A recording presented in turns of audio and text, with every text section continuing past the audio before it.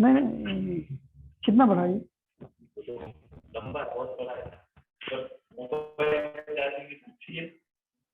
अच्छा, मोबाइल और नहीं? मोबाइल है नहीं, ये कितना डिस्चार्ज हो जाता है क्या?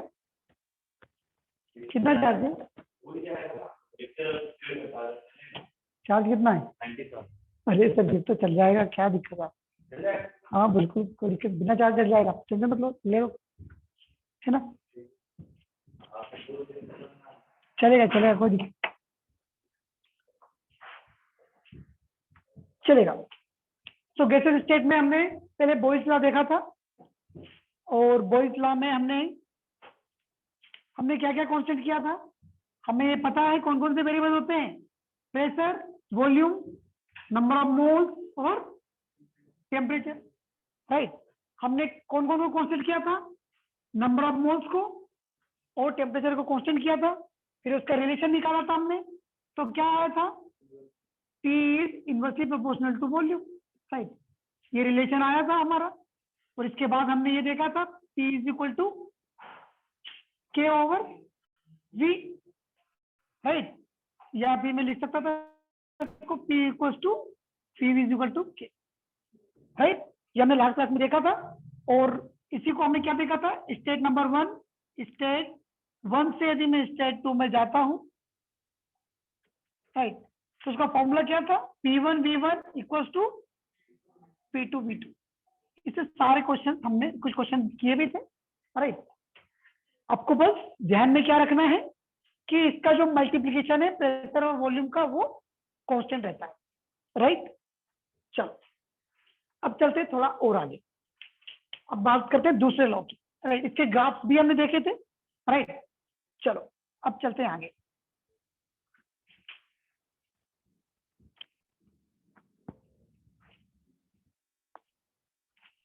इसके बाद आपके मॉड्यूल में कौन सा लॉ है? चार्ल्स लॉ है या फिर और है? चार्ल्स लॉ के बाद, बॉयज लॉ के बाद चार्ल्स लॉ है।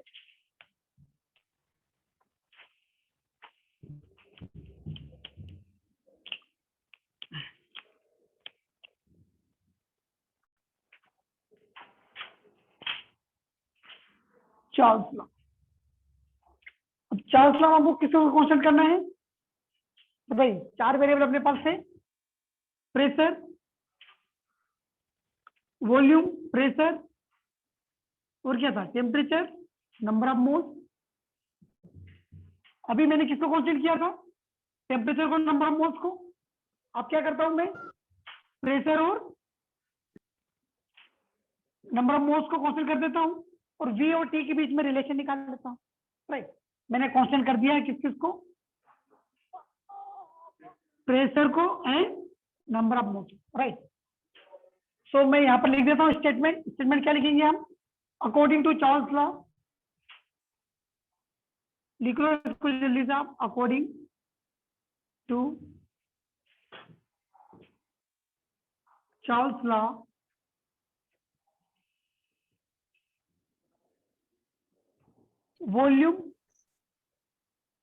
volume of a fixed amount of gas at constant pressure,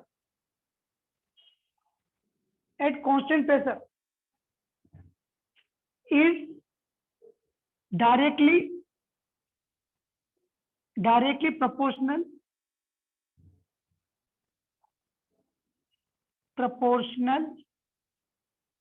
to temperature के डायरेक्टली प्रोपोर्शनल है। अब हम मैथमेटिकली लिखते हैं इसको। मैथमेटिकली कैसे लिखेंगे? ये तो हमने स्टेटमेंट में लिखा है। मैथमेटिकली लिखोगे आप V is directly proportional to T, ठीक है। अब कांस्टेंट क्या क्या है? कांस्टेंट आपके पास नंबर ऑफ मोल्स है और प्रेशर, ये दोनों कांस्टेंट, ठीक है।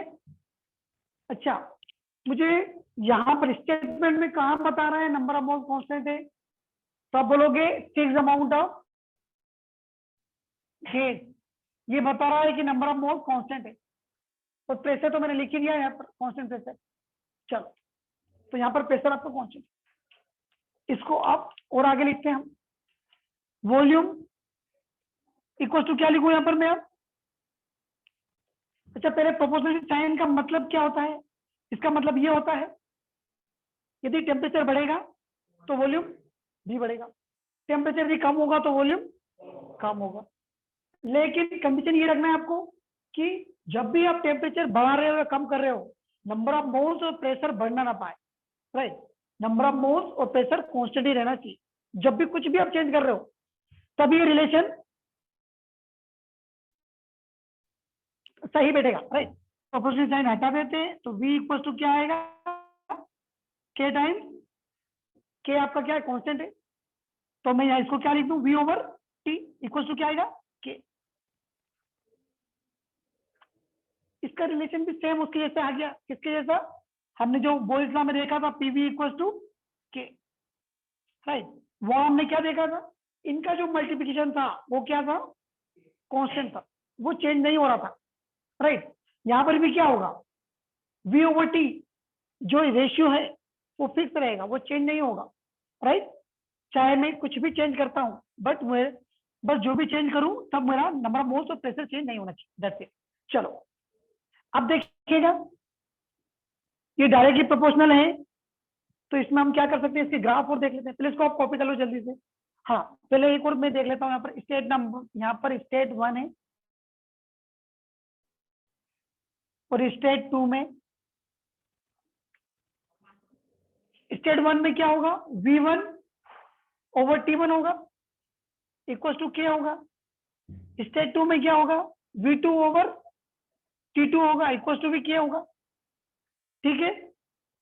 तो ओवरऑल रिएक्शन में क्या लिख दूं, V1 over T1 equal to V2 over T2। Blur हो रहा है क्या बेटा, 2 नेटवर्क का इश्यू है क्या, थोड़ा 2 सेकेंड बेटा मैं देख लेता हूँ। कनेक्शन तो यहाँ पर सही बता रहा है, बाकी आपके मोबाइल में ब्लर आ रहा है क्या, देखो। Now it's clear, sir. Sir बीच बीच में अब क्लियर ब्लर हो हो गया, रहा है। बीच नहीं में सर, ब्लर हो अभी रहा भी है एक्चुअली, blur है। अभी भी ब्लर आ रहा है। No, sir, it's clear.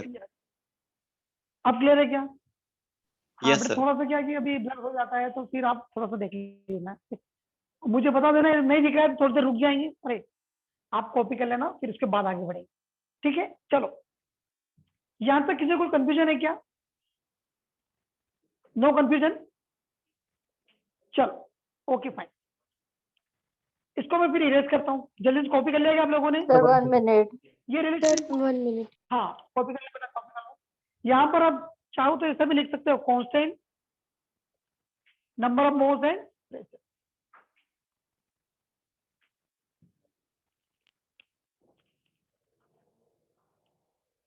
चलिए एक क्वेश्चन भी देख लो यहाँ पर जल्दी से आप। अब वॉल्यूम और टेम्परेचर का रिलेशन है,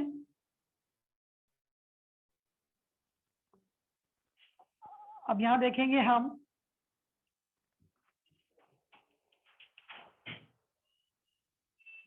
यहाँ पर ये कोई भी एक वो है, मूवेबल है, यहाँ पर पिस्टन है, यहाँ पर ये, राइट।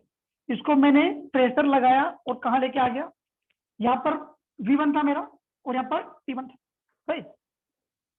सो मैंने इसको यहाँ शिफ्ट कर दिया,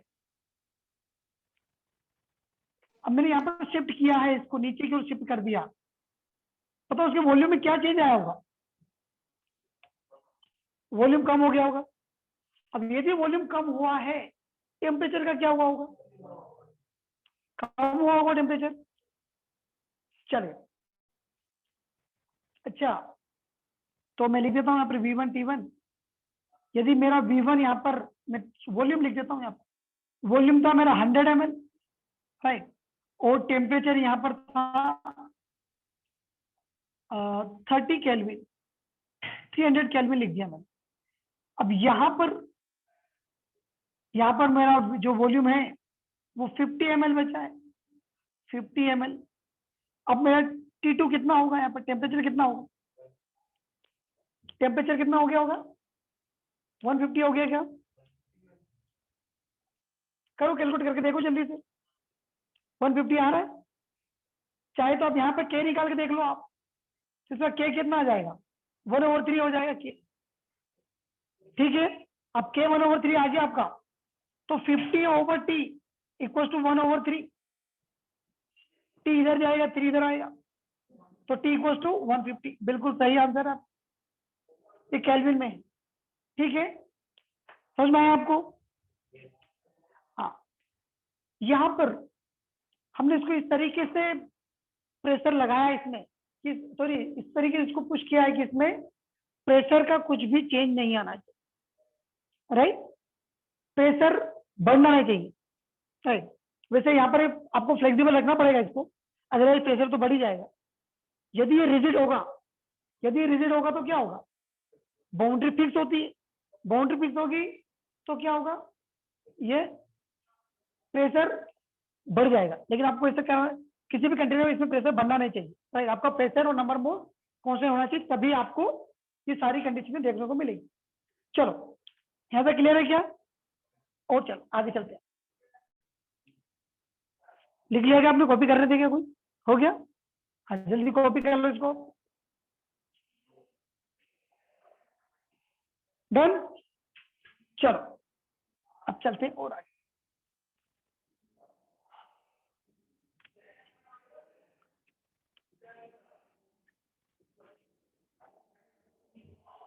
इसको हटाता हूं थोड़ा सा मैं, कांस्टेंट प्रेशर वॉल्यूम। चलिए, अब आपको ये पता है relation V equal to KT होता है, राइट? इससे आपको क्या पता चल रहा है कि वॉल्यूम और टेम्परेचर डायरेक्टली प्रोपोर्शनल है। यदि इन दोनों का मैं ग्राफ बनाता हूं, ग्राफ यहां पर रखा मैंने V, यहां पर रखा मैंने T, तो बताएं ग्राफ कैसा बनना चाहिए? टेम्परेचर बढ़ेगा तो वॉल्यूम बढ़ेगा, राइट? तो डायरेक्ट मैं ड्रॉ कर देता हूं इसको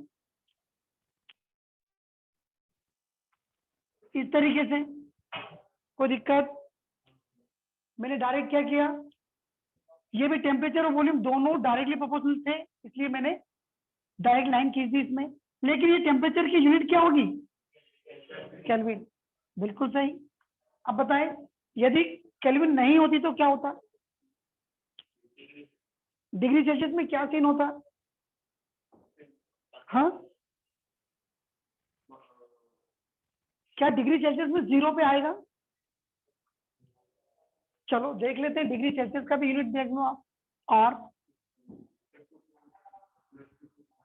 273। चलो देख लेते हैं, अभी अपने पास ग्राफ है, ये मैंने टेम्परेचर लिखा है और डिग्री सेल्सियस टेम्परेचर लिख दिया। शायद इसको फिर से दूसरा बना, यहां पर बना, तो यहाँ पर अपना क्या है, वॉल्यूम है, और यहाँ पर क्या है, टेम्परेचर है, डिग्री सेल्सियस।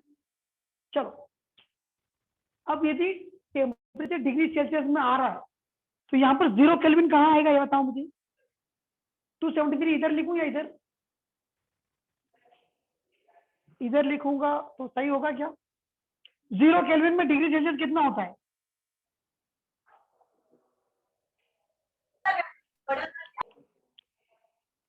बताओ जल्दी।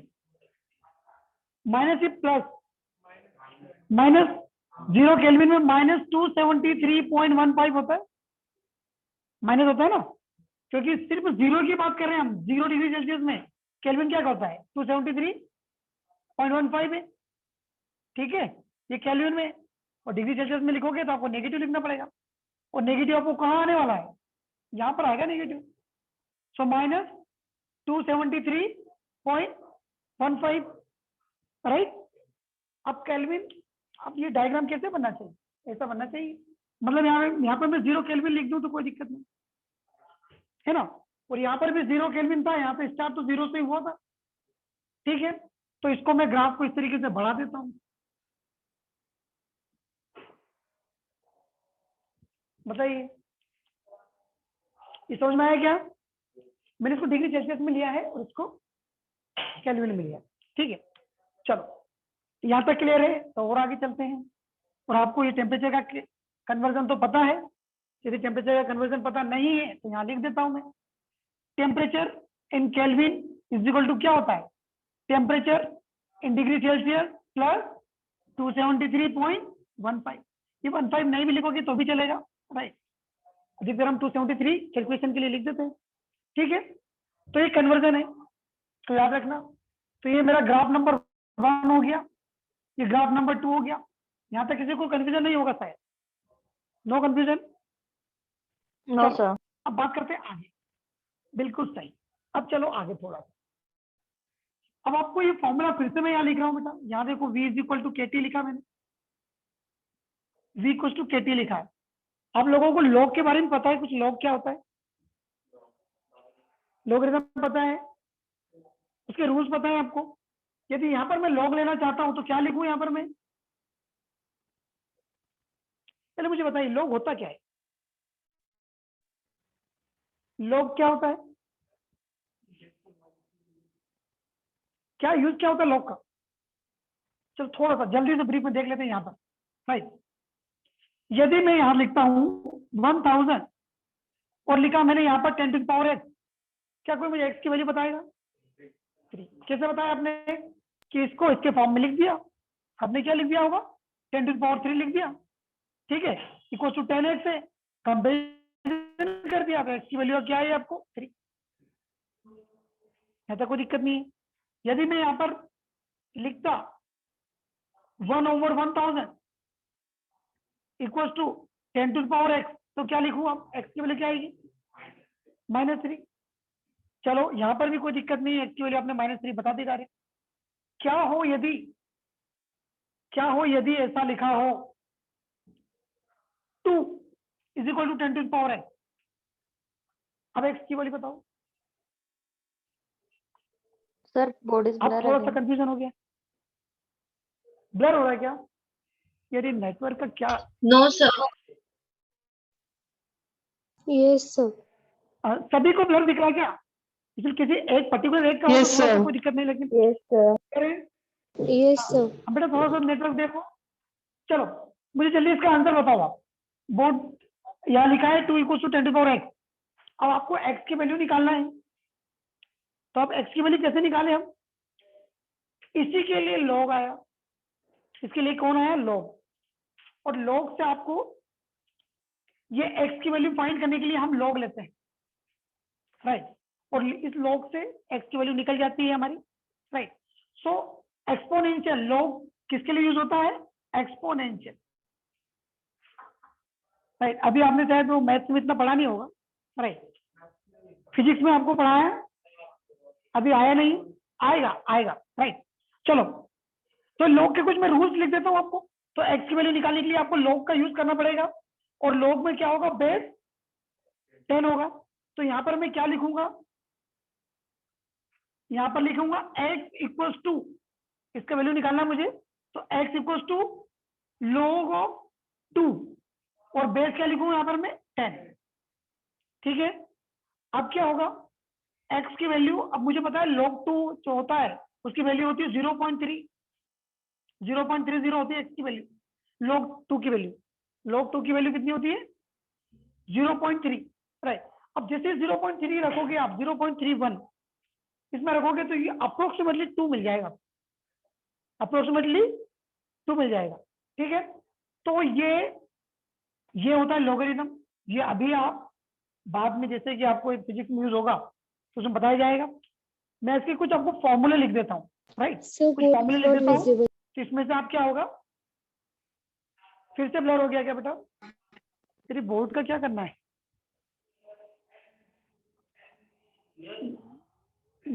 बट आप ही का नेटवर्क इश्यू आ रहा है क्या? बताएं, ऐसा तो नहीं है। बाकी बच्चों का क्लियर है बेटा? थोड़ा सा आप नेटवर्क देखें, चेक करें नेटवर्क, राइट। चलो सो यहाँ पर मैं कुछ वैल्यू तो आपको लिख के दे देता हूँ आपको, तो फिजिक्स में भी काम आएगी और केमिस्ट्री में भी काम आएगी, सब दूर काम आने वाली है। जल्दी से हम इसको मैं थोड़ा सा लिख के देता हूँ। आपने कॉपी कर लिया क्या?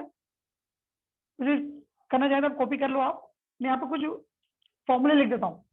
यदि यहाँ पर लिखा है log a टाइम्स b, इसका मतलब क्या होता है? log a plus log b, right. और यहाँ पर यदि लिखा है log a divided by b, इसका मतलब क्या होता है? log a minus log b। ये पता है आपको? बहुत बढ़िया। यदि log की power a to the power n है तो क्या लिखूं मैं? n log of a। ये तीनों फॉर्मूले हैं जो कि थोड़े से काम आने वाले हैं। और यदि यहाँ पर जो बात कर रहा हूं मैं, यहाँ पर सभी का बेस क्या है? यहाँ पर बेस सभी का 10 है, ये याद रखना आप। यहाँ पर जो सभी है उनका बेस 10 है। और यदि बेस इनका ई होता, इसका बेस यदि ई होता तो क्या होता? log बेस यदि ई है तो उसको क्या बोलते हैं हम? ln बोलते हैं। ln log बेस यदि ई है तो उसको ln बोलते हैं। ठीक है, चलो अब ये तीन फॉर्मूले लिख लो आप। कुछ log की वैल्यू लिख लो जो अप्रोक्सीमेटली है, राइट। अप्रोक्सीमेटली वैल्यू, चलो पहले इसको लिखो, कॉपी करो इसको जल्दी से, फिर हम चलते हैं आगे। थोड़ा सा log पढ़ा रहा हूं मैं, थोड़ा सा, राइट। जो मेरे लिए काम का है बस उतना ही, इसमें मेरा ग्राफ बन जाएगा।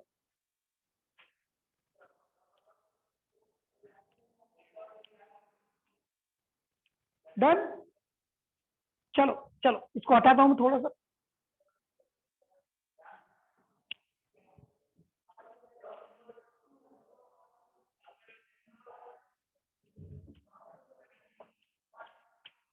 यहां पर लिख लो कुछ log की वैल्यू। log 1 बराबर क्या होता है?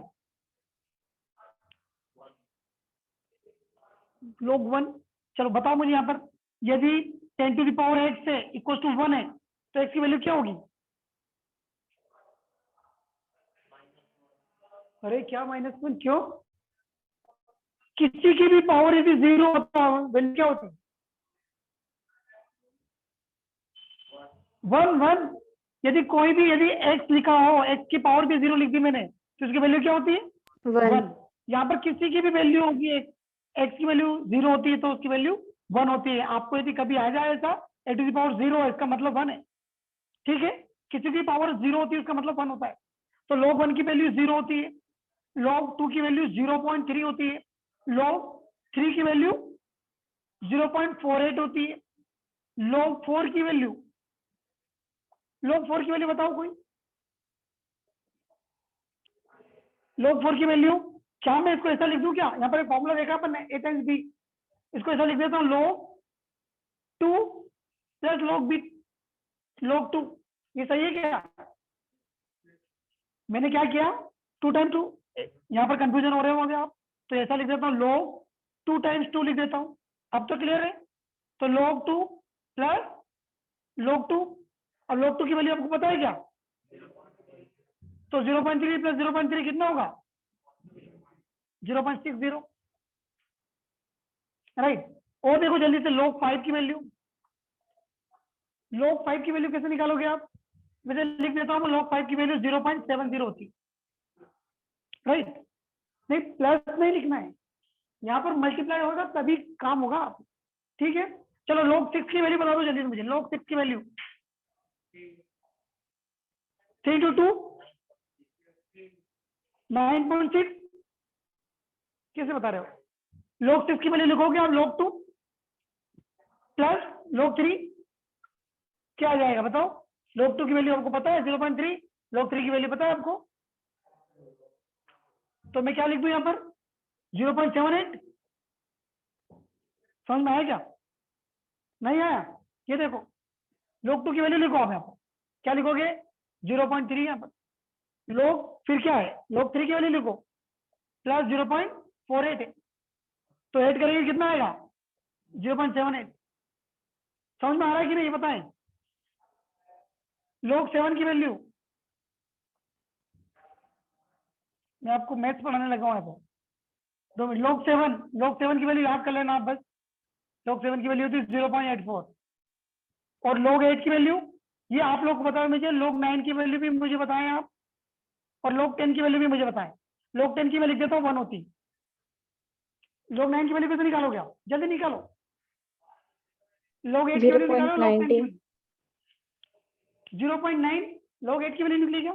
90 90 90। चलो चलो देख लो, सही हो सकता है सभी का। मैं अभी यहाँ पर आपको कैलकुलेट करके देख लेता हूँ। log 8 को क्या लिख दूं मैं, 2 to the power 3 लिख दूं या 4 times 2 लिख दूं, एक ही बात है, दोनों आंसर एक ही आएंगे। चलो लिख देता हूँ, log 2 to the power 3, ठीक है, कितना हो गया, 8 हो गया। 3 नीचे ये देखो फॉर्मूला, 8 की पावर है तो ये आगे आ जाएगा, तो यहाँ पर क्या आ जाएगा 3 log 2, और log 2 की वैल्यू क्या होती है 0.3, मतलब आपका बिल्कुल सही आंसर है 0.90।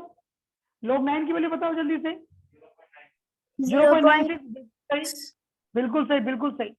चलो ये कुछ वैल्यू है, ये आपको भविष्य में काम आएगी, राइट, ये फॉर्मूले हैं जो आपको काम आने वाले हैं। अब इसको जल्दी से कॉपी करो, फिर मैं जाता हूँ डायरेक्ट ड्राफ्ट के ऊपर। सर ब्लर दिख रहा है। ब्लर दिख रहा है क्या बेटा? Yes no sir. सर। किसी को ब्लर दिख रहा है, किसी को नहीं। थोड़ा सा मैं इसको, नेटवर्क का इशू कहाँ,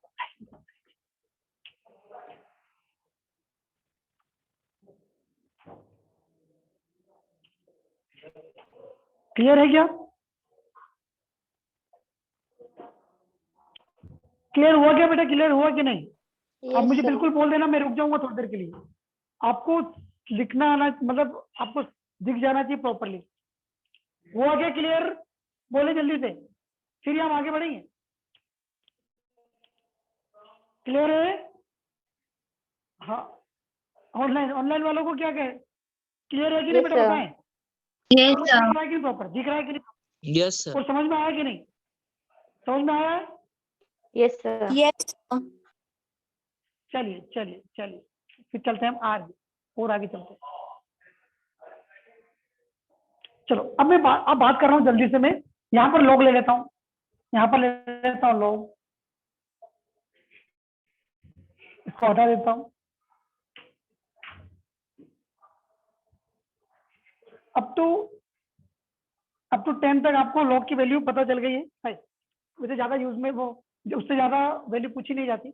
यहाँ पर यदि मैं लॉग लेता हूँ तो क्या लिखूँ, यहाँ पर मैं लॉग भी लिख देता हूँ, और ये इसको क्या लिखूंगा, लॉग के टी लिख दूं, राइट।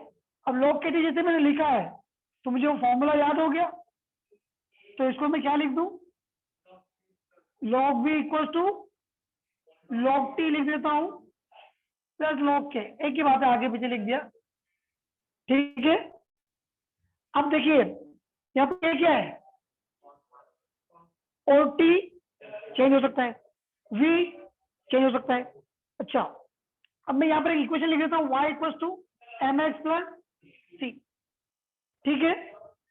आज इसको मैं अभी कोरिलेट करता हूँ, ये थोड़ा सा लेवल ज्यादा जा रहा है, आईटी जेई तक जा रहा है, कोई दिक्कत नहीं, पर एक बार आप देख लेते हैं। मैंने यहाँ पर अब क्या किया, log v को y एक्सिस में बनाया, log v, और यहाँ पे क्या बनाया, log t, ठीक है। अब log v है, log t है, बाहर गेट लगा दूं क्या? चलो अब देखिए, log v यहाँ पर है, यहाँ log t है। अब देखिए यहाँ पर कौन इंटरसेप्ट क्या है, यहाँ पर ये जो वैल्यू होती है c इंटरसेप्ट होता है, मतलब ये भी क्या है, एक log के होगा, और कुछ ना कुछ वैल्यू होगी यहाँ पर। तो यहाँ से मैं स्टार्ट कर लेता हूँ ग्राफ को, ये मेरा y इंटरसेप्ट है, और ये मेरी वैल्यू क्या हो सकती है, log के, जो कांस्टेंट है, और मेरा ग्राफ स्टार्ट यहाँ से यहाँ जाएगा, ठीक है। बताओ समझ में आया क्या, ये ग्राफ समझ में आया कि नहीं? Excuse me, sir. हाँ बोलो बेटा। Sir, वो ग्राफिक बस फिर से एक्सप्लेन कीजिए ना। ये वाला कि ये वाला, कौन सा वाला, यही वाला, तीसरे वाला, यस सर। Yes, sir. हाँ चलो देखो, हाँ हाँ बात करते हैं हम अभी। पहले मैं इसको इरेज कर देता हूँ ऊपर वाले पर, ऊपर वाले ग्राफ को हटा देता हूँ, यहाँ पर आपको फिर से एक्सप्लेन करता हूँ, ठीक है, तो सारी चीजें क्लियर हो जाए।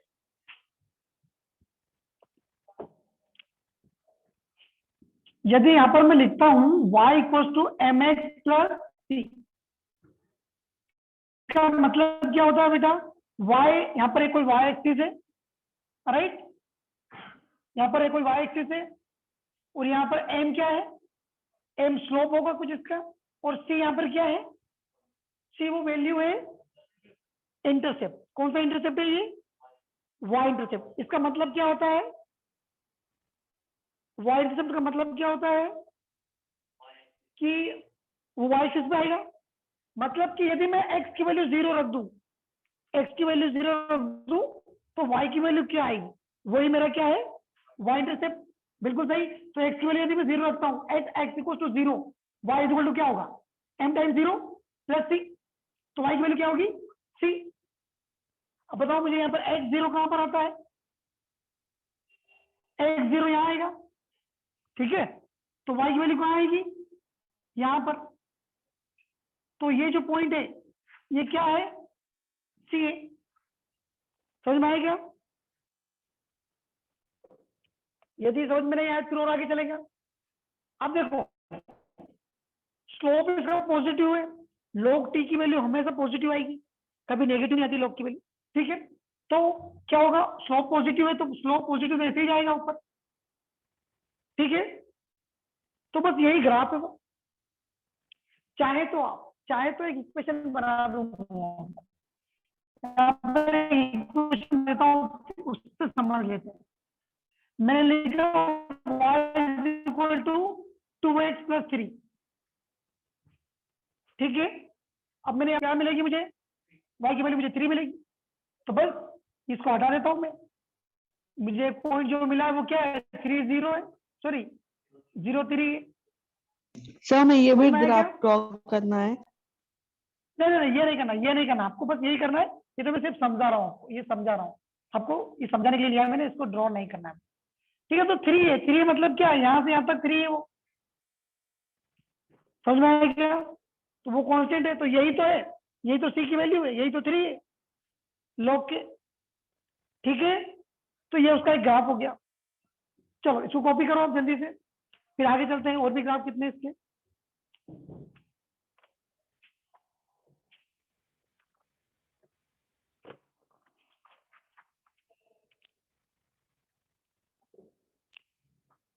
डन, चले आगे बढ़े। कॉपी हो गया क्या, हाँ जल्दी करो, जल्दी जल्दी।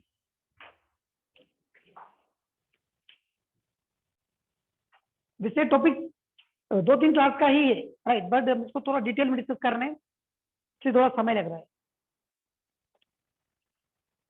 चलो कंप्लीट हो गया क्या, नेक्स्ट ग्राफ बनाने जा रहा हूँ मैं। Yes sir. डन, चलो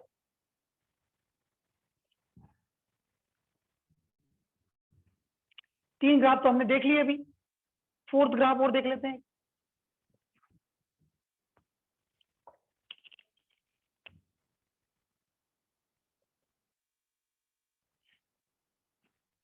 यहाँ पर मेरा वॉल्यूम है, और यहाँ पर मैं टेम्परेचर 1/T लिख दिया, तब क्या होगा,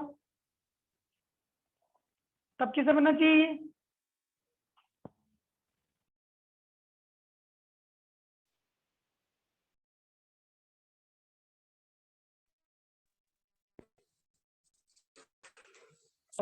फिफ्थ ग्राफ की बात कर लें हम, फिफ्थ ग्राफ की एक और बात कर लेते हैं।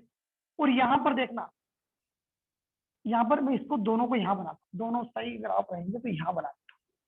फिफ्थ मैंने ग्राफ बनाया है, और इसको मैंने यहाँ पर लिखा है v/t, v/t है, और यहाँ पर t है।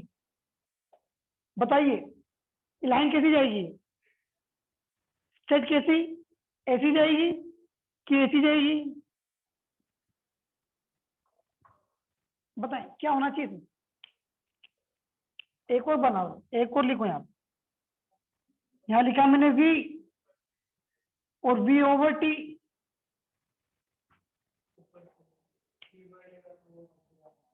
वो ये टी बढ़ेगा तो वो घटेगा, चाहे आप टी चेंज करो या वी चेंज करो उसमें कोई फर्क पड़ने वाला नहीं, क्योंकि तो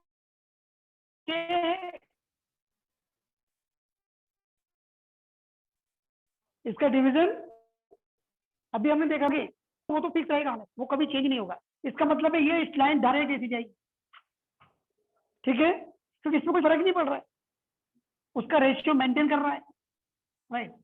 जैसे आप ली चार्टली प्रिंसिपल देखते हो ना, वो देखेंगे अपन बाद में जब ज्यादा समझ में आएगा। तो ये पहले ग्राफ बना लो आप जल्दी से,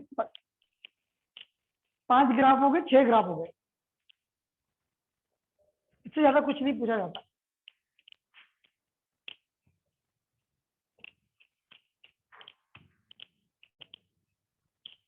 चलिए इसके बाद क्या है आपके इसमें,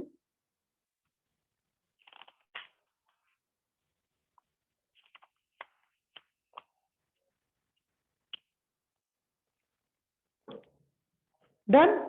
Yes, sir. आपको जाना है क्या बेटा? हाँ ये भी जाना चाहते तो चले जाते। हाँ।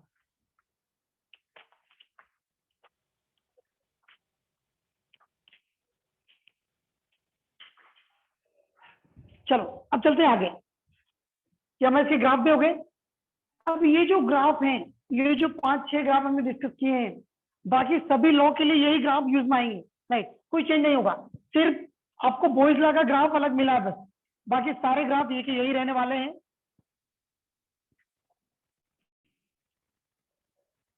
अब मैं क्या कर रहा हूं, थर्ड लॉ डिस्कस कर रहा हूं। थर्ड लॉ क्या है मेरा, कि जो मेरे 4 वेरिएबल थे अभी तक, अब किसको चेंज कर दूं, नंबर ऑफ मोल्स तो कांस्टेंट रहेंगे मेरे, अब मैं वॉल्यूम को कांस्टेंट कर देता हूं। वॉल्यूम को मैंने कांस्टेंट कर दिया। वॉल्यूम को कांस्टेंट कैसे कर सकता हूं मैं, रिजिड ले लेता हूं, रिजिड बाउंड्री ले लेता हूं, रिजिड बाउंड्री कंटेनर ले लेता हूं। रिजिड बाउंड्री कंटेनर यदि मिल गया मुझे, इसका मतलब क्या होगा, वॉल्यूम चेंज नहीं होगा, चाहे कुछ भी रिएक्शन होगी अंदर। जैसे कि ये जो पक्की दीवारें बनी हुई है यहाँ पर, राइट, यहाँ पर जो भी हो रहा है, राइट, जो भी रिएक्शन होगी इसके अंदर ही होगी, इसका वॉल्यूम चेंज नहीं होगा, राइट। ये प्रेशर जनरेट करेगी, कुछ भी कर रही है, राइट, बट बाउंड्री रिजिड होगी, ठीक है। चलो तो रिजिड बाउंड्री होगी, तो मैंने क्या क्या कांस्टेंट कर लिया है, वॉल्यूम और नंबर ऑफ मोल्स, राइट। तो इसका स्टेटमेंट क्या लिखूं मैं, इसको हटा देता हूँ दोनों में, आपको सिर्फ समझाने के लिए लिखा है मैंने। थर्ड लॉ की बात कर रहा हूं मैं, और ये है गैलुसस law.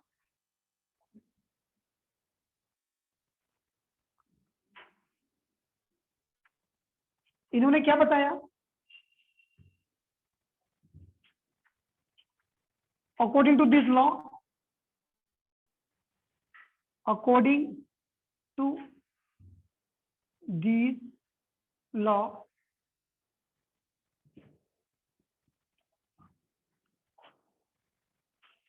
pressure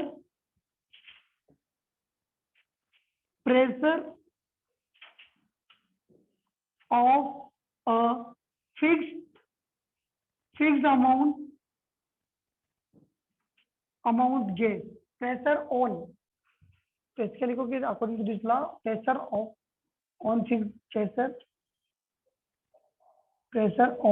fixed amount of a gas at constant volume, constant यहाँ पर क्या है, वॉल्यूम है, at constant volume, fixed amount of gas at constant volume is directly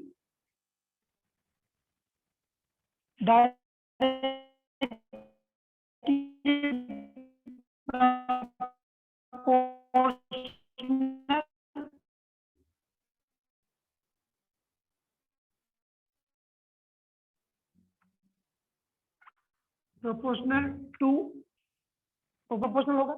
चलो मैथमेटिकली बात कर लेते हैं, मैथमेटिकल क्या बोलेगा मैथमेटिकल में, P is directly proportional to t. क्या क्या कांस्टेंट होने वाले हैं यहाँ पर? Constant, number of moles and volume. यदि कांस्टेंट वॉल्यूम होता है, कांस्टेंट वॉल्यूम को एक और नाम देते हैं, क्या लिखते हैं? कांस्टेंट वॉल्यूम का एक और नाम है, उसे बोलते हैं आइसोकोरिक। आइसोकोरिक। कभी कभी क्या करते हैं, वो ऐसा नहीं लिखते कांस्टेंट प्रेशर, बोल देते हैं आइसोकोरिक प्रोसेस है। तो आइसोकोरिक का मतलब होगा वॉल्यूम का कांस्टेंट है, डेल वी उसका 0 है, डेल वी उसका क्या है? 0 है। ठीक है, डेल वी क्या होता है? डेल वी होता है चेंज इन वॉल्यूम। चलो अब देखो, P इक्वल टू क्या लिख दूं मैं? KT लिख दूं, तो वो का वही same P/T is equal to K आ गया। अभी हम देखें चार्ल्स लॉ में हमने क्या देखा है? V/T is equal to K था। अब फॉर्मूला सेम है, सिर्फ वॉल्यूम की जगह क्या आ गया है? प्रेशर आ गया है। तो सारे ग्राफ ऐसे ही रहेंगे, ज्यादा हम डिटेल में डिस्कस करने की जरूरत नहीं है। राइट, चलो अब इसके यदि दो इसको फॉर्मूला बनाना चाहते हो तो क्या लिखोगे आप? P1/T1 इक्वल टू क्या होगा? P2/T2। ये एक और फॉर्मूला बन गया। राइट, मैथमेटिकली लिख सकते हैं।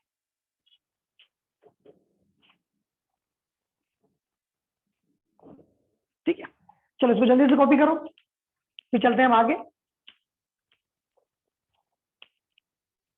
फोर्थ लॉ डिस्कस करने वाले हैं अभी हम। इसमें आपको जो भी ग्राफ है, सारे ग्राफ वही रहेंगे बनाने का। राइट, चाहे तो आप एक पेज छोड़ के उसके ग्राफ बना सकते हो, वही होंगे।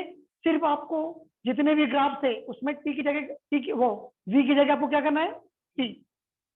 राइट, कुछ भी चेंज नहीं होगा, बिल्कुल नहीं। ठीक है, चलो कॉपी कर लो उसको जल्दी से, फिर नेक्स्ट लॉ डिस्कस कर लेते हैं।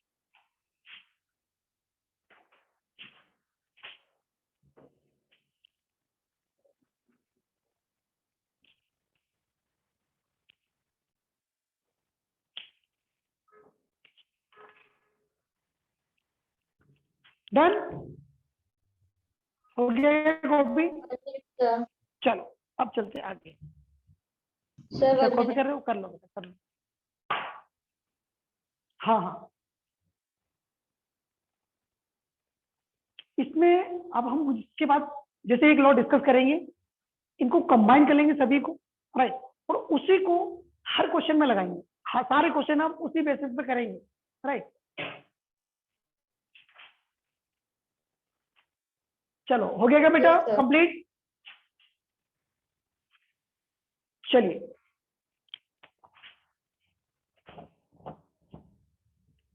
मैं इसको इरेज कर देता हूँ, गैलेसक साहब को भी। और ये गैलेसक साहब से तो हमने क्वेश्चन भी बहुत सारे किए हैं। राइट, पहले मोल कॉन्सेप्ट में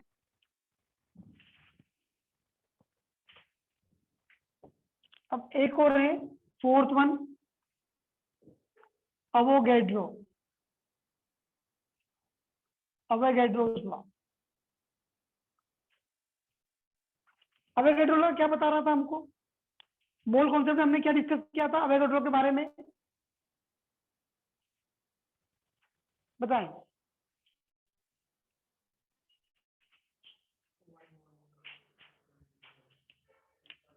आपने ये बोला था यदि 1 मोल गैस है मेरे पास, 1 मोल गैस एट एसटीपी, इसका वॉल्यूम कितना होगा? बिल्कुल सही, हमने अभी पढ़ के आए हैं 22.4 लीटर है।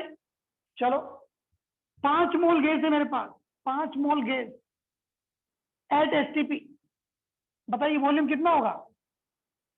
तो आप क्या करोगे? 5 टाइम्स 22.4। राइट, ये हमने अभी पढ़ के आए हैं। इसका मतलब क्या हो रहा है?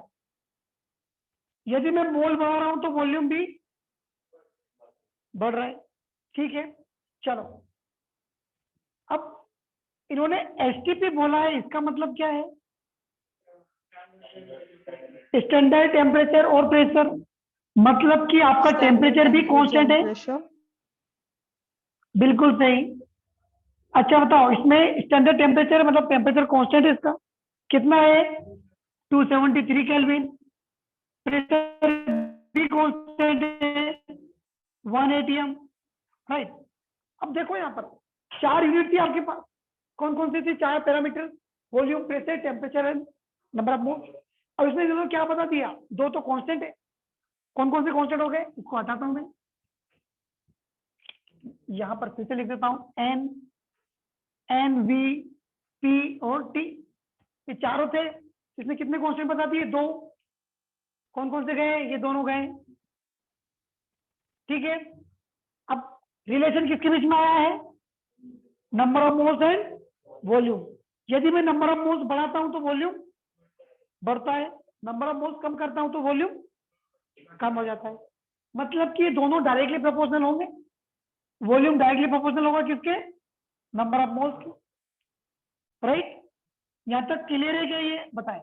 इसका स्टेटमेंट लिखता हूं, यहाँ पर एसटीपी दिया है, मतलब कि कांस्टेंट टेम्परेचर है और कांस्टेंट प्रेशर।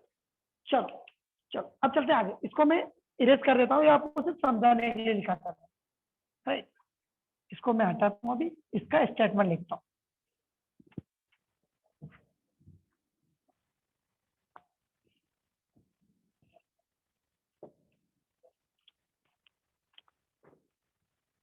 क्या लिखूं मैं?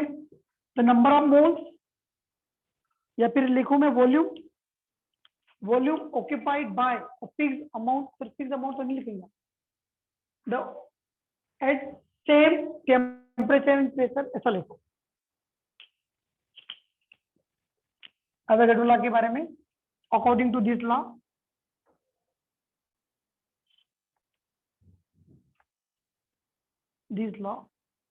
ये डेफिनेशन तो सिर्फ समझाने के लिए, आपको पूरा कॉन्सेप्ट समझ में आ जाना चाहिए, राइट। ये तो हम सिर्फ लिख रहे हैं। According to this law the number of molecules, the number of molecules, the number of molecules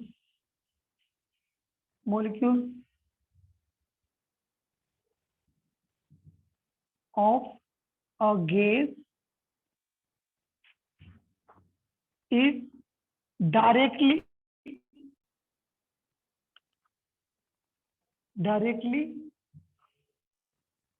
proportional, number of molecules मतलब मोल भी हो सकते हैं, नंबर ऑफ मॉलिक्यूल्स मोल भी हो सकते हैं, डायरेक्टली प्रोपोर्शनल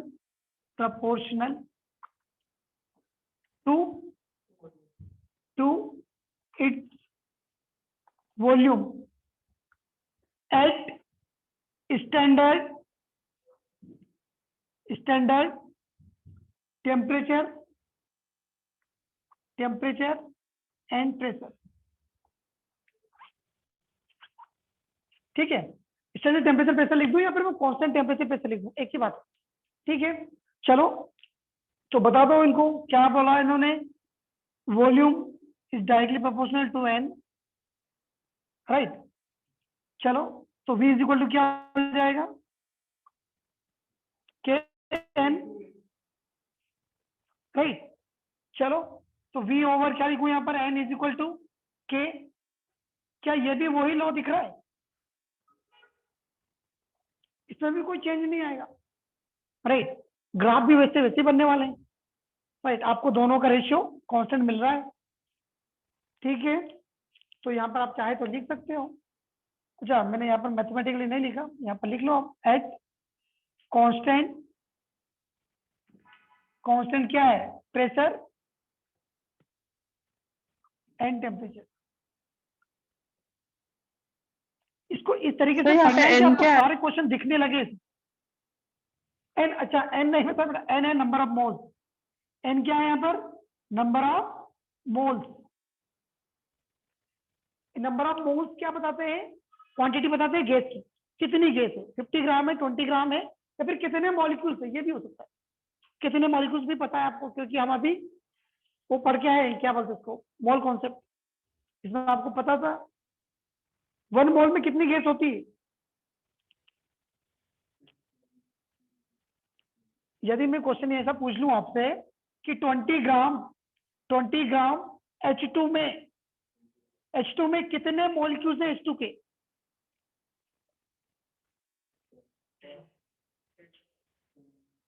कितने मॉलिक्यूल्स हैं H2 के? मॉलिक्यूल्स की बात कर रहा हूं।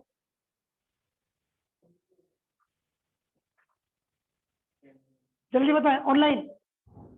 20 ग्राम H2 में कितने मॉलिक्यूल्स हैं H2 के? अरे क्या हो गया, भूल गए आप लोग? आपने नंबर ऑफ मोल्स तो निकाल दिए, यहाँ पर कितने निकले? 10। सभी ने कर लिया होगा यहाँ तक, तो कोई दिक्कत नहीं। और आपको ये भी पता है 1 मोल यदि मेरे पास H2 है, 1 मोल H2 है, इसका मतलब मेरे पास 6.02 to 10⁻23 H2 है।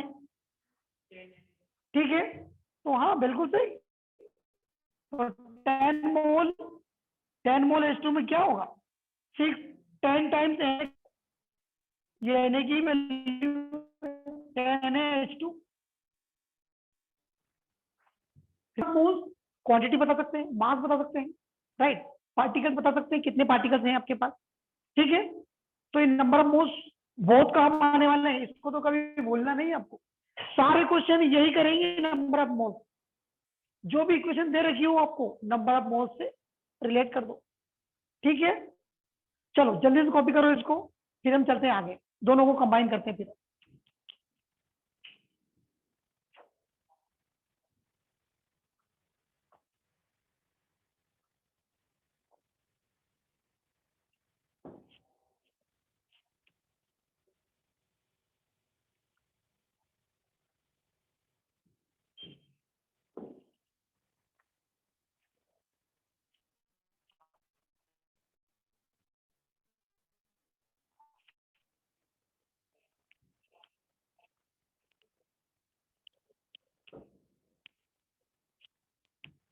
डन, कंप्लीट हो चुका है सभी का। चलो अब हम समराइज करते हैं, पूरा समराइज करते हैं। इसके ग्राफ चाहो तो आप एक पेज छोड़ के बना सकते हो, या फिर कोई जरूरत नहीं है, राइट? एक बार आपको एक ग्राफ समझ में आ गया तो सारे ग्राफ समझ में आ गए, राइट? चलो इसको हटाता हूं बेटा मैं। अब मैं चलता हूं आगे। इसके अब क्वेश्चन कर लेते हैं, थोड़े से पहले इसको कंबाइन कर लेते हैं, फिर क्वेश्चन कर लेते हैं, राइट? क्वेश्चन करेंगे तो सारे डाउट क्लियर होंगे। चलो ये चारों लॉ देखे हमने, इसको भी हटा, चलो हटाने की जरूरत नहीं। बताइए मैं जल्दी जल्दी आप A, B, C और G, ये अवोगाड्रो लॉ है, बोयस लॉ है, चार्ल्स लॉ है और गैलिसियस लॉ। चलो अब अवोगाड्रो लॉ ने क्या बताया था हमें? V directly proportional to N, inversely proportional to V। Boyle's ने ये बताया था ना। चार्ल्स लॉ ने क्या बताया था? V directly proportional to T। और गैलिसियस साहब ने क्या बताया था? टेम्परेचर। चलो चलो यहां तक कोई दिक्कत नहीं। अब इसी को यदि मैं सभी को कंबाइन करता हूं तो देखो यहां पर देखो आप V डायरेक्टली प्रोपोर्शनल है T के और N के। ठीक है, तो मैं इसको ऐसा लिख दूं, Sir, body क्या is V blur directly now. Proportional to, Sir, body is blur. Blur हो गया बेटा। Yes, Yes, sir. क्या 2 सेकंड बेटा, सभी को नहीं दिख रहा है क्या? देखो थोड़ा सा दिख रहा है कि नहीं आपको? Yes, No, sir. sir, it's Blur. clear. अब क्लियर है क्या? मेरे थोड़ा सा भी हो जाता है Yes, sir. तो आप मुझे बोल दिया करें, मैं रुक जाऊंगा थोड़ी देर के लिए, राइट? चलिए यहां तक क्लियर है क्या अभी आप लोगों को? अब यहाँ V डायरेक्टली प्रोपोर्शनल है नंबर ऑफ मोल्स के भी और टेम्परेचर के भी, राइट? और P डायरेक्टली प्रोपोर्शनल है किसके? टेम्परेचर के भी और वॉल्यूम के भी। ठीक है, तो वे NT लिख दूं यहाँ पर, और T क्या लिख दूं यहाँ पर? TV लिख दूं।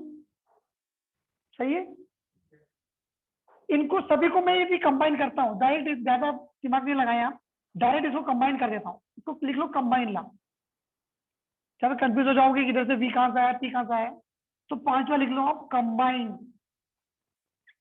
Combined gas law, combined gases law.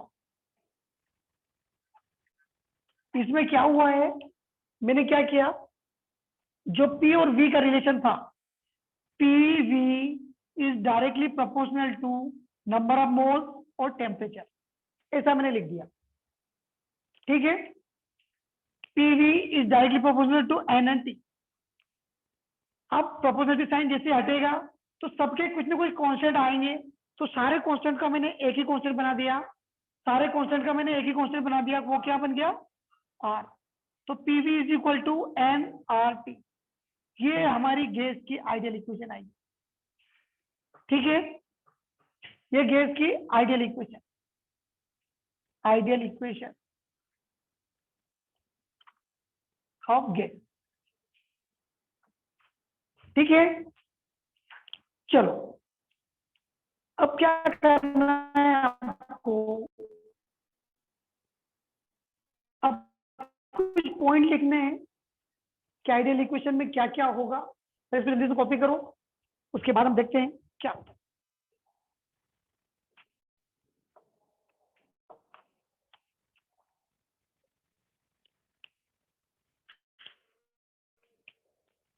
चलो डन, इतना कॉपी हो गया क्या? अब आपको यदि क्वेश्चन करना है, अब आपको इसे क्वेश्चन करना है तो आपको एक ही फॉर्मूला लगाना है, राइट। किसी एक गैस की बात करेंगे वो, राइट, या दो गैस की बात करते हैं वो, अलग अलग, ये डिपेंड करेगा क्वेश्चन के ऊपर कि किस तरीके से पूछता है क्वेश्चन, राइट। तो अभी मैं इसको इरेज करता हूँ, जल्दी इसको कॉपी कर लिया क्या आप लोगों ने? डन कर लिया बेटा, ठीक। चलो अब देखो आगे, अब मैं किस तरीके से हम क्वेश्चन करने वाले हैं ये देखना है आपको। नंबर ऑफ मोल्स, पूरे जो भी क्वेश्चन दिया हो उसमें आपको नंबर ऑफ मोल्स इक्वल कर देने हैं। एक आपके पास कंटेनर है ये, राइट, ये कंटेनर है, और एक कंटेनर ये, राइट, ये कंटेनर ए है मेरे पास और ये बी, राइट। यहां पर मैं क्या करता हूं, कुछ गैस, एक गैस भर दी मैंने H2, और H2 भर दी मैंने 20 ग्राम H2 डाल दी। ठीक है, यहाँ का प्रेशर कुछ लिख दिया मैंने, प्रेशर मेरा 10 atm, और वॉल्यूम भी लिख दिया मैंने, 10 लीटर लिख दिया। ठीक है, अब टेम्परेचर यहाँ पर लिखा मैंने 100 केल्विन लिख दिया। ठीक है, मुझे प्रेशर भी लिखा मैंने, प्रेशर लिखा 20 atm। कुछ क्वेश्चन में मन से बना रहा हूँ, राइट, तो कुछ गलती होगी तो देखेंगे। वॉल्यूम मैंने कर दिया यहाँ पर 5 लीटर। अब मुझे अगर टेम्परेचर फाइंड करना है, राइट, अब क्या करूं मैंने अभी तक क्या किया, सिंगल सिंगल लॉ पढ़े थे, यहाँ बॉइस लगाऊं, चार्ज लगाऊं, कौन सा लगाना चाहिए मुझे? चार्ल्स लॉ लगा दूं, लेकिन चार्ल्स लॉ मुझे क्या बोलता है, कुछ ना कुछ कांस्टेंट होना चाहिए, राइट। तो मैं सिर्फ चार्ल्स लॉ तो नहीं लगा सकता, ठीक है, क्योंकि सभी चेंज हो रहे हैं यहाँ पर। आइडियल गैस इक्वेशन लगाऊं, या मैं ऐसा बोल दूं कि यदि मैंने ये पूरी गैस इसमें डाली है तो 20 ग्राम ही गैस यहाँ पर भी गई होगी। ठीक है, तो 20 ग्राम गैस यहाँ पर गई होगी, तो यहाँ के नंबर ऑफ मोल्स, यहाँ के नंबर ऑफ मोल्स बराबर होंगे। ठीक है, चलो, तो एक्चुअली यदि यहाँ पर मास भी नहीं भी दिया होता तो भी हम निकाल लेते। अब देखो PV इज इक्वल टू क्या होता है, nRT, ये होता है। चलो, मुझे नंबर ऑफ मोल्स को बताएगा यहाँ पर कैसे निकालूंगा, n इज इक्वल टू क्या होगा, PV ओवर RT। ठीक है, अब ये number of moles initial state के हैं यहाँ पर Ni के।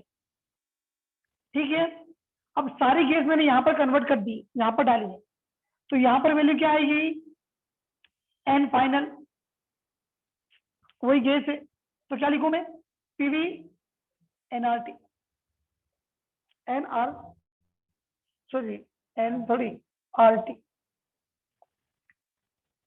अब ये फाइनल है, चाहे तो उसको V2 भी लिख दो तो भी चलेगा। P1 V1 T1 R तो कांस्टेंट रहेगा, P2 V2 T2, ठीक है। अब सेम अमाउंट ऑफ गैस इसमें डाली है मैंने, तो नंबर ऑफ मोल्स दोनों के सेम रहेंगे, ठीक है। चलो, इन्होंने तो ज्यादा इन्फॉर्मेशन दे दी हमको, कम इन्फॉर्मेशन में काम चल जाता। तो मैं लिख देता हूं यहाँ पर P1 V1 over R T1 equal to क्या होगा, P2 V2 over R T2। यहां तक क्लियर है क्या? अब क्या हुआ, यहाँ पर R तो सेम है, तो इसको R को हटा देता हूं मैं, ठीक है, हटा देता हूं, यहां से हटा ही देता हूं पूरा। चलो, गैस कांस्टेंट यहां पर सेम रहा, तो अब ये फॉर्मूला मिल गया आपको, और ये फॉर्मूला बहुत इंपॉर्टेंट रहेगा आपके लिए। सारे क्वेश्चन अपन इसी से करेंगे, हम ये नहीं ढूंढेंगे कि इसमें चार्ज लॉ लगाना है कि बोयस लॉ लगाना है कि कौन सा लॉ लगाना है, आपको सभी में यही लॉ लगाना है। जो नहीं दिया हो वो कांस्टेंट है, नहीं जो दिया है और क्या क्या दिया है उसमें सारी चीजें आपको लिख के जाना है।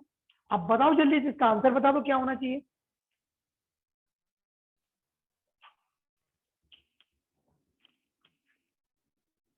अब इसका आंसर क्या मैं करूं, लिख देता हूं P1 मेरे पास भी कितना है 10 है, V1 कितना है 10 है, T1 कितना है 100 है, इक्वल टू P2 कितना है 20 है, 5 है, और यहाँ पर क्या है T2 है, ठीक है।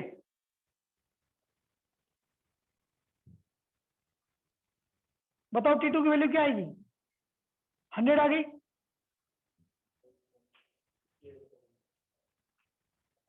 चलो, T2 की वैल्यू आपकी 100 आ चुकी है, बिल्कुल सही। चलो, अभी हमने लॉ कोई सा नहीं लगाया, सिर्फ हमने इसको नंबर ऑफ लॉ से इससे डिस्कस कर लिया। अभी यदि मैं इसके अंदर जाके देखता तो मुझे क्या दिख रहा था, यहाँ पर प्रेशर डबल हो रहा है, प्रेशर डबल हो रहा है और वॉल्यूम हाफ हो रहा है, राइट। तो यहाँ पर क्या है, एन तो कांस्टेंट है आपका, प्रेशर एंड वॉल्यूम का रिलेशन आ रहा है, प्रेशर और वॉल्यूम का रिलेशन हो रहा है, प्रेशर बढ़ रहा है तो वॉल्यूम कम हो रहा है, ठीक है। चलो, और आपको यहाँ पर एन तो कांस्टेंट मिला था, तो यहाँ पर टी भी कांस्टेंट होगा, राइट। पी डबल हुआ तो वी आधा हो गया,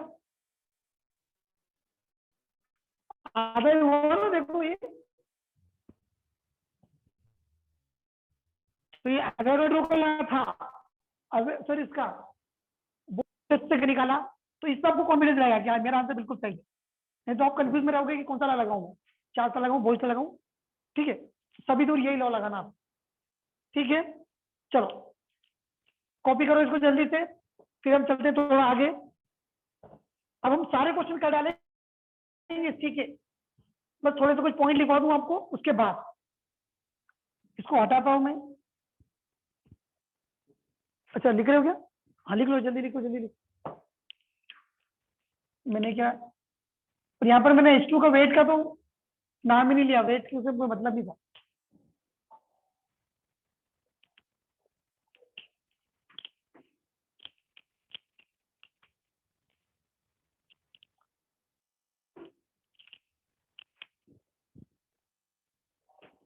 डन, चले बढ़े आगे, चलो। Yes, sir. ओके ओके, चलिए इसको समझना है अच्छे से आप लोगों को, ये सारे लॉ बहुत ही इंपॉर्टेंट रहेंगे क्वेश्चन करने के लिए। यदि अब लिखो यहाँ पर कॉन्सेप्ट, यहाँ पर अब लिखो कॉन्सेप्ट, क्योंकि अब सारे कॉन्सेप्ट की बात होगी।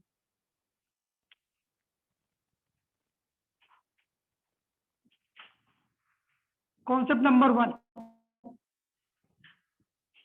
यहाँ पर मैं एक कंटेनर लेता हूं, एक कंटेनर लिया है मैंने,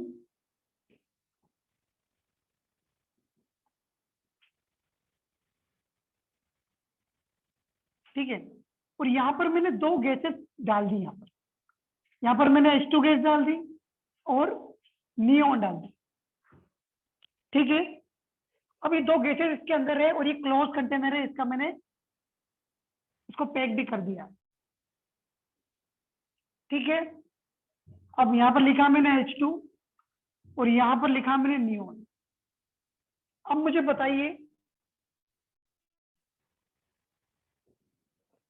H2 जो है यहाँ पर, H2 की जगह मैं लिख देता हूँ AB। चलो H2 ही चले, इसका टेम्परेचर T है और क्या आएगा, P हो गया, V हो गया, T हो गया, प्रेशर P है। अब मुझे बताइए H2 के पास कितनी वॉल्यूम है,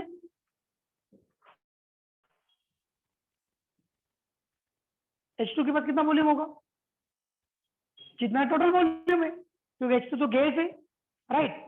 इसके पास भी उतना ही वॉल्यूम होगा जितना नियोन के पास है, मतलब दोनों का वॉल्यूम सेम है यहाँ पर, राइट। जैसे हम इस रूम में बैठे हैं, मेरे लिए भी उतना ही बड़ा रूम है जितना आप लोगों के लिए है। ठीक है, साइज उतना ही है। ठीक है, अभी हम कोई डेंसिटी की बात नहीं कर रहे हैं, सिर्फ हम वॉल्यूम की बात कर रहे हैं। चलो टेम्परेचर की बात बताओ, टेम्परेचर क्या होगा,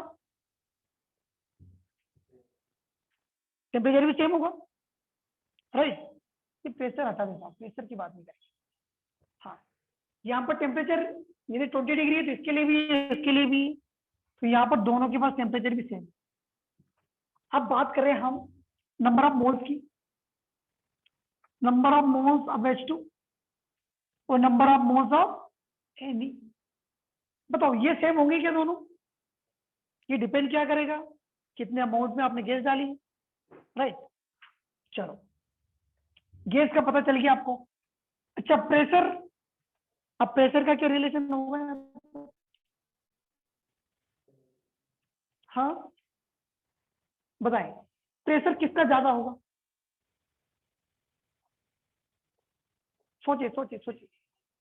बिल्कुल सही, बिल्कुल सही। जिसके नंबर ऑफ मोल्स ज्यादा होंगे, जो ज्यादा क्वांटिटी में होगा, उतना ज्यादा प्रेशर होगा, राइट। तो जिसके जो प्रेशर जो होगा, जो H2 का जो जितने ज्यादा नंबर ऑफ मोल्स होंगे उतना प्रेशर होगा, P और P Na। किसी ने मुझसे पूछा कि टोटल मोल्स कितने होंगे यहाँ पर, टोटल मोल्स एन टोटल, तो क्या बोलोगे आप, number of moles of H2 plus number of moles of neon. बताइए टोटल प्रेशर कितना होगा। अब ये ध्यान रखना है आपको कि इक्वल प्रेशर नहीं लगेगा, प्रेशर हमेशा इसके नंबर ऑफ मोल्स पे डिपेंड करेगा, कितना ज्यादा प्रेशर लग रहा है। तो पी टोटल कितना होगा, पार्शियल प्रेशर ऑफ H2 और partial pressure of neon, right. क्या समझ में आया कि आपको ये बताएं। अब ये जो प्रेशर की बात करता है, ये प्रेशर की बात करता है, तो ये दोनों के प्रेशर का सम है टोटल प्रेशर। ये जो कंटेनर पे जो प्रेशर लगेगा, हीलियम भी लगाएगा, हाइड्रोजन भी लगाएगा और हीलियम भी अपना अपना प्रेशर लगाएगा, तभी जाके आप इसका टोटल प्रेशर निकाल पाओगे। चलो यहां तक क्लियर है क्या, बताएं। इसमें क्या क्या सेम मिला आपको, वॉल्यूम सेम मिला क्योंकि क्लोज कंटेनर था, टेम्परेचर सेम मिला, क्लोज कंटेनर था। H2 ये डिपेंड करता है कि कितनी क्वांटिटी में दे रखा है, ये दोनों वेरी करेंगे, और यदि नंबर ऑफ मोल्स वेरी करेंगे तो प्रेशर भी वेरी करेगा। यदि नंबर ऑफ मोल्स दोनों के सेम आ गए तो क्या होगा, प्रेशर भी सेम हो जाएगा। सेम नंबर ऑफ मोल्स हो जाएंगे तो सेम प्रेशर हो जाएगा। आधा आधा H2 लगाएगा, आधा नियोन लगाएगा। यहाँ तक किसी को कंफ्यूजन नहीं होगा। अब यहाँ पर क्लोज कंटेनर की बात कर रहा हूँ, यदि ओपन कंटेनर की बात करता तो क्या होता है, चलो देख लेते हैं। इसको कॉपी कर लिया आप लोगों ने, फंसता है, राइट। तो आपको डायरेक्ट ये देखना है, ठीक है। इसमें जिसके जितने जैसा ज्यादा नंबर ऑफ मोल्स होंगे उतना ज्यादा प्रेशर होगा, राइट। क्वेश्चन डायरेक्ट ऐसे पूछ लेते हैं कि 10 ग्राम आपके पास H2 है और 60 ग्राम नियोन है। बताइए किसका ज्यादा प्रेशर होगा, नियॉन। हाँ, क्या बात कर रहे हो आप? मोल फाइंड करो, मोल मोल। हाइड्रोजन का ज्यादा प्रेशर होगा, समझ में आया कि नहीं? देखो 10 ग्राम का आपने नंबर ऑफ मोल्स निकाल लिए जल्दी से, तो कितने आए आपके? एन की वैल्यू 5।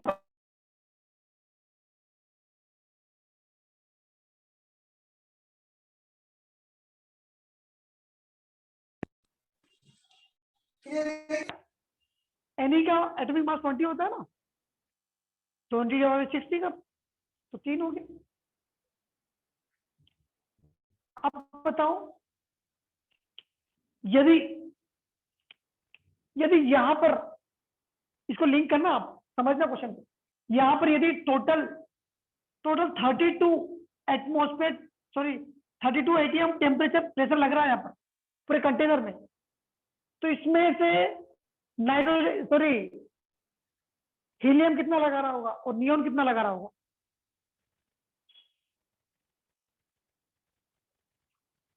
अब क्वेश्चन थोड़ा सा बताइए। देखो यहां पर एन के 3 मोल्स हैं, राइट, और यहाँ इसके कितने हैं? 5 मोल्स हैं। जो मोल का रेशियो होगा वही प्रेशर का रेशियो होगा, राइट। तो देखो आपका मोल रेशियो कितना है, इसको हटा देता हूँ। मोल रेशियो कितना है? यदि मोल रेशियो की बात करूं, N of H2 over N of neon is equal to कितना होगा? 5/3, राइट। अब 5/3 ही इसका होगा, चाहे तो आप ऐसा कर लो, इसको ऐसा लिख लो, 5x + 3x = 32। सही है क्या? टोटल कितना हो गया? 8x = 32, x की वैल्यू कितनी आई? 4। चलो देख लो, तो यहां पर ये कितना था? ये 20 एटीएम बना देगा, और ये 12 एटीएम, टोटल 32 हो रहा है क्या? बिल्कुल हो रहा है।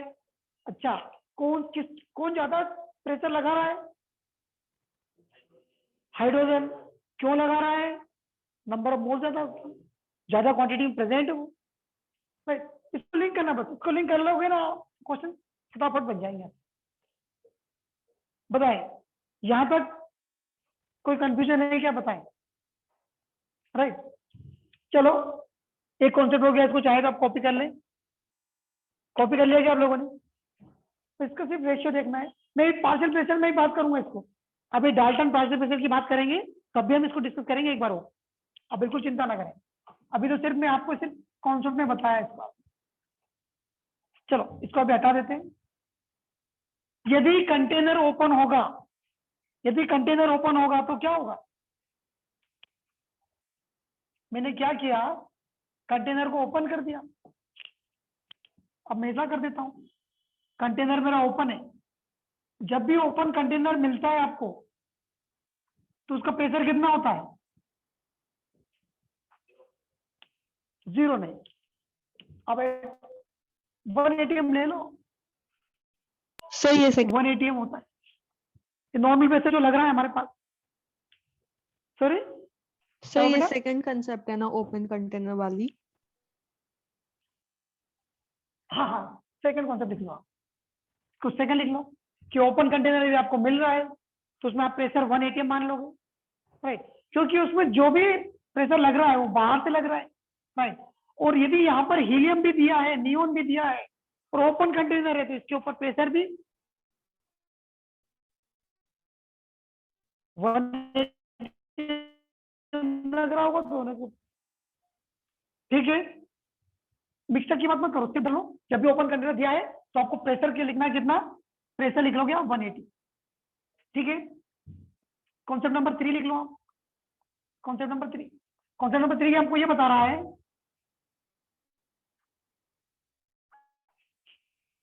कि यदि आपको रिजिड बॉडी लिखा है उन्होंने, rigid container, rigid close container,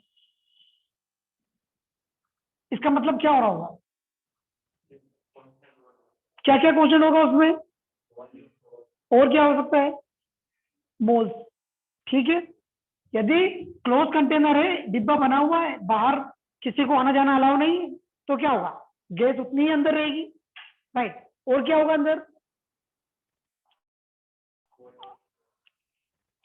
हाँ, उसके नंबर ऑफ मोल्स कांस्टेंट हो सकते हैं और वॉल्यूम कांस्टेंट हो सकता है, दोनों तो कांस्टेंट रहेंगे। ठीक है, तो रिजिड या फिर क्लोज कंटेनर दिया हो तो उसको आप क्या लिखोगे, इट इज आइसोकोरिक। आइसोकोरिक है, आइसोकोरिक मतलब डेल वी क्या होगा, 0 होगा। ठीक है, या फिर नंबर ऑफ मोल्स भी कांस्टेंट होंगे, एन भी कांस्टेंट होंगे, कोई आना जाना नहीं किसी को। चलो बात कर लेते कॉन्सेप्ट नंबर 4 की। ये सारे कॉन्सेप्ट काम आएंगे अपने को, राइट, सब काम आने वाले हैं। देखो कॉन्सेप्ट नंबर 4 में ये क्या बताया इन्होंने मुझे,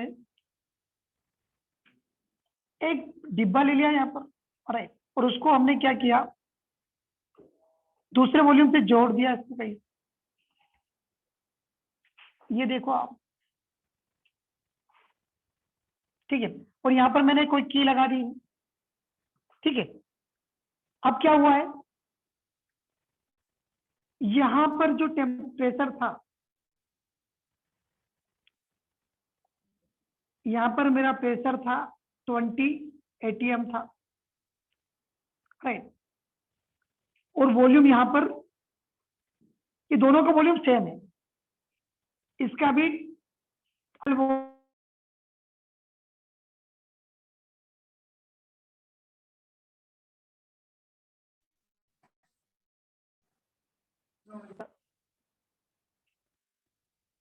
हाँ, इसका भी 100 ml है, इसका भी 100 ml है, राइट। और बताएं इसमें इसका टेम्परेचर है 300 केल्विन, ठीक है। अब मुझे ये पूछ लिया इन्होंने कि यहाँ पर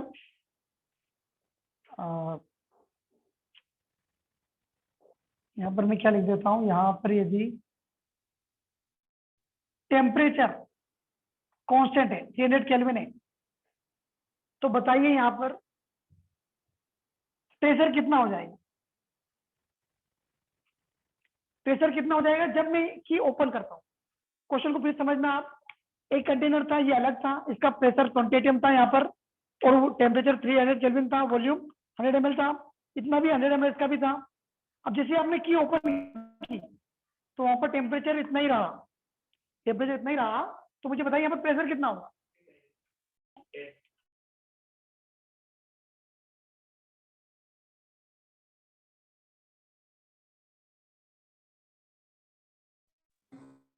चलो अच्छा, गैस वही है, नंबर ऑफ मोल्स सेम ही है, राइट। चलो नंबर ऑफ मोल्स सेम है, तो मैं यहाँ पर देखता हूँ जो जितनी गैस थी वहां पर उतनी गैस, टोटल गैस, तो यहाँ पर नंबर ऑफ मोल्स निकालूं मैं तो NI क्या होगा, PV ओवर T1, ठीक है। और यहाँ पे क्या होगा, final PV over T2, right. अब वॉल्यूम यहाँ पर क्या हो रहा है, चाहे तो आप इसका 2 कंटेनर के साथ नहीं ले तो भी चलेगा, तो वेट, इसमें आप क्या करना चाहेंगे कि यदि आप अपने दूसरे जो हम जो लॉ पढ़े हैं उसमें से किसी एक को लगा दिया तो भी चलेगा क्या, टेम्परेचर कांस्टेंट है, और क्या कांस्टेंट है, वॉल्यूम भी कांस्टेंट है। अच्छा, टेम्परेचर आपका कांस्टेंट है, वॉल्यूम भी कांस्टेंट है, इसको सिंपल तरीके से क्या बचा फिर, P और N बचा, V भी कांस्टेंट, टेम्परेचर भी कांस्टेंट, P बचा और N बचा, N तो नहीं होगा। वेट, क्वेश्चन फ्रेम नहीं हुआ, ठीक, क्वेश्चन फ्रेम नहीं हुआ है इतना, वेट, इसको इस तरीके से करें हम, इसका इनिशियल जो टेम्परेचर था हीलियम नियॉन,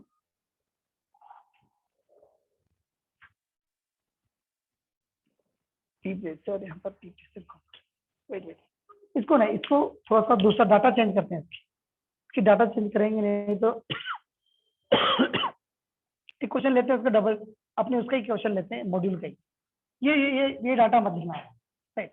मॉड्यूल का एक क्वेश्चन ले लेते हैं इसका, कंटेनर का, तो इसमें आपको कॉन्सेप्ट भी क्लियर हो जाएगा। 2 सेकंड, मॉड्यूल उठाते हैं।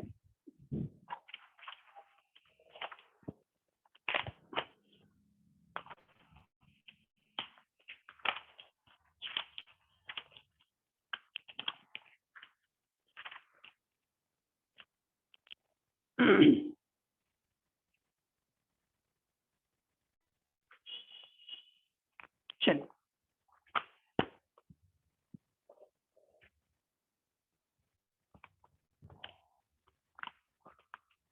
अभी आपको यदि इसका कॉन्सेप्ट 4th अपन बाद में डिस्कस करते हैं, आगे डिस्कस करते हैं इसको, क्योंकि इसके साथ आपको डेंसिटी और वो भी डिस्कस करनी पड़ेगी। चलिए इसको मैं अभी हटाता हूं। ये कॉन्सेप्ट सारा आपने कॉपी कर लिए हैं।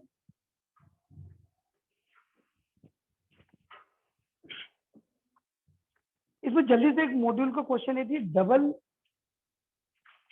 हाउ मेनी मॉड्यूल, डबल बार मिल जाता है तो काम हो जाएगा। चलो क्वेश्चन आएगा तो आज आया कहीं कहीं। सो हम बात करते हैं क्वेश्चन नंबर 4 की। A4 क्या दिया आपको, इन्होंने दे दिया है। A4 क्वेश्चन पढ़ो, pressure and absolute temperature of 2 liter CO2 are double. Pressure and temperature of 2 liter volume भी दे रखा है 2 लीटर, राइट। CO2 दे रखा है आपको। If pressure and absolute temperature of 2 liter CO2 double, the volume of CO2 would be। चलो इसका answer बताएं आप, इसका वॉल्यूम क्या हो जाएगा, वॉल्यूम क्या हो जाए, ये फाइंड करना है आपको। क्वेश्चन में क्या दिया इन्होंने, प्रेशर एंड टेम्परेचर इसका डबल हो चुका है, राइट। तो प्रेशर यहाँ पर कितना बन गया है 2P, टेम्परेचर कितना बन रखा है, बन गया है 2T। अब CO2 दे रखा है, मतलब इसका नंबर ऑफ मोल्स कितने होंगे, गैस एक ही गैस है, इसी के ऊपर उन्होंने क्या किया, प्रेशर और टेम्परेचर चेंज कर दिया। चलो अब क्या करो आप, दोनों का n initial equal to n final. ये क्या है मेरे पास, नंबर ऑफ मोल्स है, गैस तो वही है तो नंबर ऑफ मोल्स सेम रहेंगे।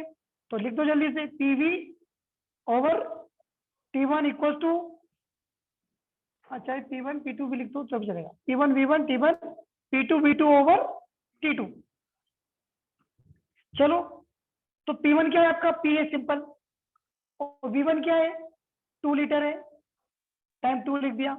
T1 क्या दे रखा है आपका, T है, ठीक है, और P2 क्या दे रखा है 2P है, वॉल्यूम कितना दे रखा है, फाइंड करना है, V2।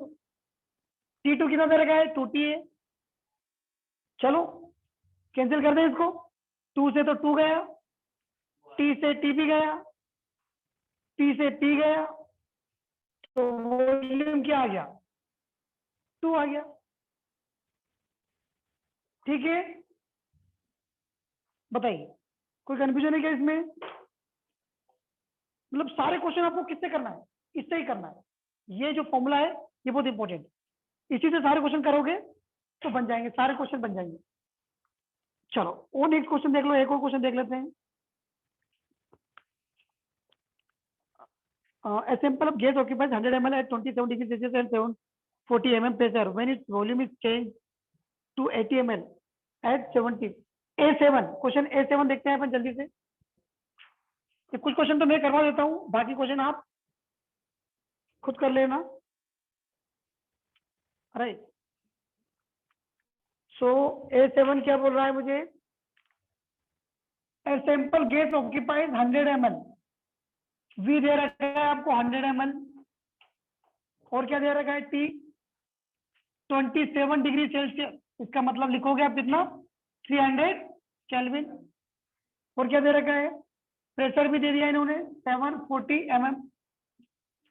mm, ठीक है। When it's volume is change to 80, इसका वॉल्यूम आप क्या कर रहे हो, 80 ml में कन्वर्ट कर दिया, 80 ml एट प्रेशर 740, प्रेशर आपका। और क्या बोला इन्होंने, the temperature of gas will be, T find करना है, टी फाइंड करना है। क्या होगा बताइए, क्या करोगे आप इस क्वेश्चन में, क्वेश्चन नंबर 7 है ये। आपको पी तो कांस्टेंट दे दिया है इन्होंने, पी कांस्टेंट दे दिया है, और क्या है, गैस सेम है क्या, हाँ गैस तो सेम ही। तो आपको पी कांस्टेंट है और एन कांस्टेंट है, तो रिलेशन भी किसके बीच में आएगा,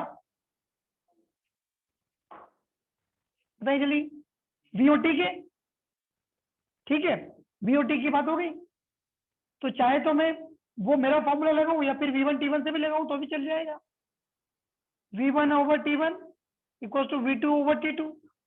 V1 कितना है 100, T1 कितना है 300, इक्वल टू V2 कितना है 80, और ये कितना है T2।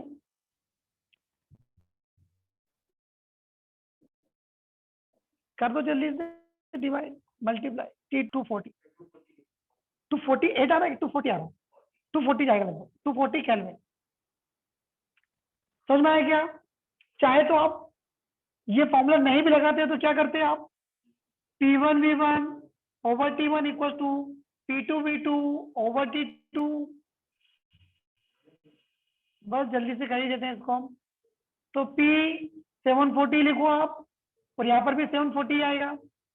V आपका 100 दिया है, और V2 यहाँ पर आपको 80 दिया है, और T1 आपको यहाँ पर कितना दे रखा है 300, और यहाँ पर आपको T2 निकालना है।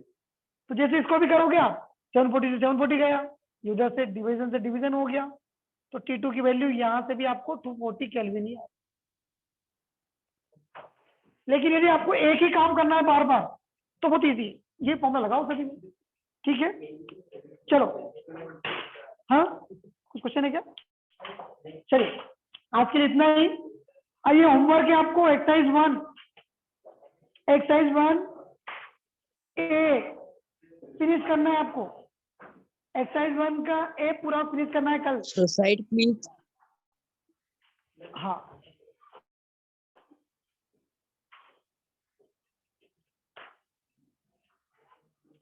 Done, Yes, sir. Okay then bye.